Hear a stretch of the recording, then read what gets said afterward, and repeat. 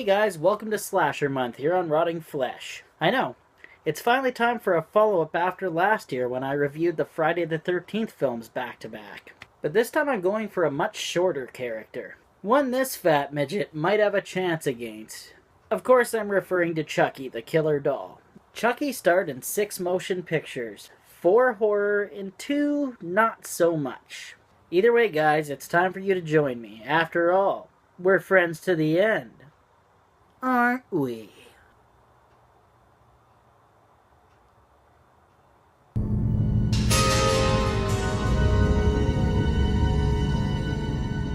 Child's Play is a horror film from 1988 directed by Tom Holland starring Brad Dourif. I bought this movie knowing what it was at about 11 years old. On the cover it said Chucky is one mean SOB. I made the mistake of asking my stepdad what SOB meant. He told me, and as soon as he did, my chances of watching Chucky slice and dice some victims was completely extinct. They took away my precious movie. But one day I snuck into my parents' room while they were out and I found it. So I popped it in and I pressed play. Our movie starts off as the Lakeshore Strangler Charles Lee Ray is being chased by Detective Norris through a toy store after his partner Eddie left him for dead. You hear that, you son of a bitch? Charles gets shot and he is dying. Oh God, I'm dying. He does a voodoo ritual which puts his soul into the doll while the toy store blows up in all the pandemonium. Detective Norris finds the body and is fucking pumped the killer is dead. So the stoked little kid, Andy Barkley, wow! Terrific! is having a birthday. And after waking his mom up with breakfast in bed, all his own, so he can be remembered. He gets to open presents. He wants nothing but a good guy doll. Because good guy dolls can talk and blink their eyes. Unfortunately, his mom Karen can't afford one at the moment, so he gets shit. Lucky, or unlucky, for them, there's a creepy peddler selling them on the street, so she buys one. She is so stoked, and so is Andy. Karen has to work late, so her friend Maggie says that she'll take care of Andy. Little does she know, she'll be the one that's being taken care of.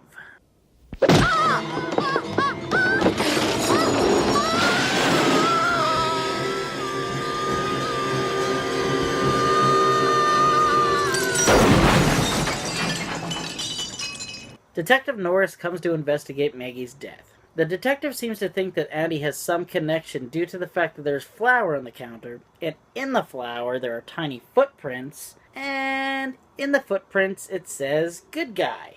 Karen gets all pissed off and tells him that he's wrong. She goes into Andy's room and finds him talking to his good guy doll. I gotta say that the doll takes on a lot more of an ominous feel when she walks into that room. But when she asks Andy what Chucky has been saying to him, because Andy says Chucky's been talking to him, he says this. He said that Maggie was a real bitch and got what she deserved. Andy insists that Chucky is alive and that his real name is Charles Lee Ray.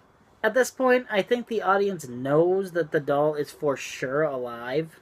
But that's the thing about this movie, they very well could have made Andy the killer like in Pinocchio's Revenge. And it probably still would have been awesome. There's a scene that I didn't mention earlier where Annie and Chucky are playing in the living room and a news broadcast comes on that talks about Charles Lee Ray. So Andy could have heard the name and then just kind of lost his mind and went on a killing spree. But that doesn't happen. Either way, his mom doesn't believe Chucky's actually alive. That's silly! The next day, Andy plays hooky at school and takes Chucky to go kill his old partner, Eddie. So once again, Andy is caught at the murder scene, and it doesn't look very good on his behalf when he tells him his squishy doll did it. What kind of little boy plays with dolls anyway? So they all think he's nuts and he has to spend a couple days in a psych ward. Karen goes home with the doll. I would have fucking burnt the thing. She tries to get Chucky to talk and figures out that in the process, batteries were not included. Hi, I'm Chucky. Wanna play? She tells the doll it better talk or she'd burn it.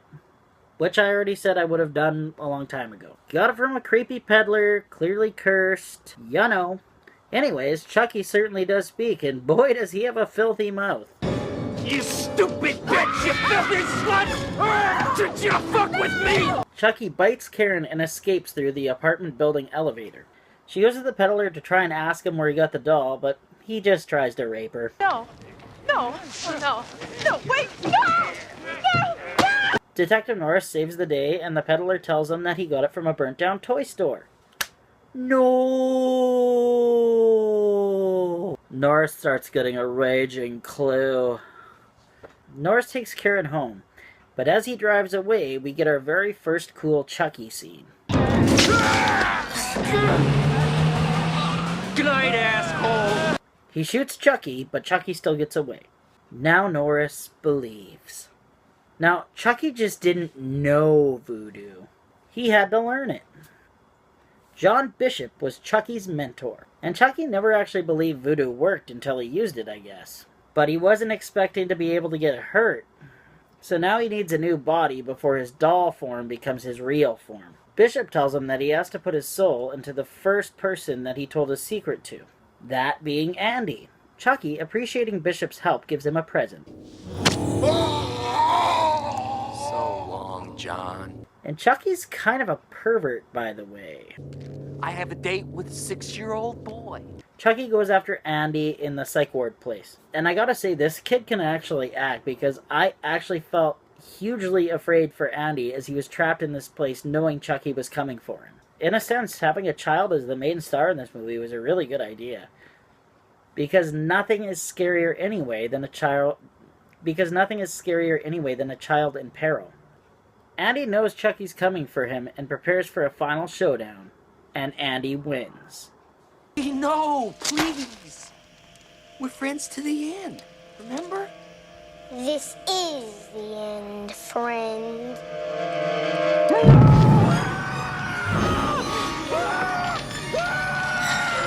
Or does he?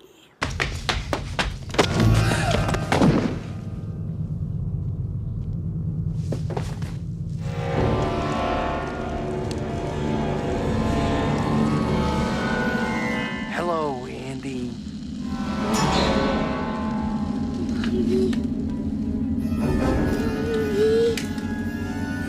Child's Play was directed very well. The sets were good, the feeling of it was ominous, and it was edited together really nicely so there wasn't much wasted time. Mind you, there is a bit, but for the most part the pacing is fluent, as is the writing.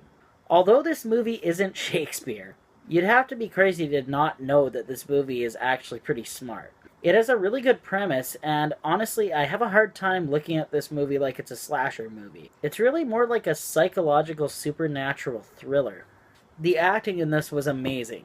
Everyone played their parts well, especially the kid who played Andy and Brad Dourif, of course, as Chucky. The characters were all likable, too. Even the evil Chucky doll was too foul-mouthed not to enjoy on screen. Andy and his mom had a really good relationship, and it felt and looked very natural. And Detective Norris was pretty much just hilarious. Now, the effects in this movie mainly had to do with the puppetry of the doll. I think for the time they did an extremely good job. I think it's a little dated, but still incredibly watchable. The music was very good at setting the tone for this flick.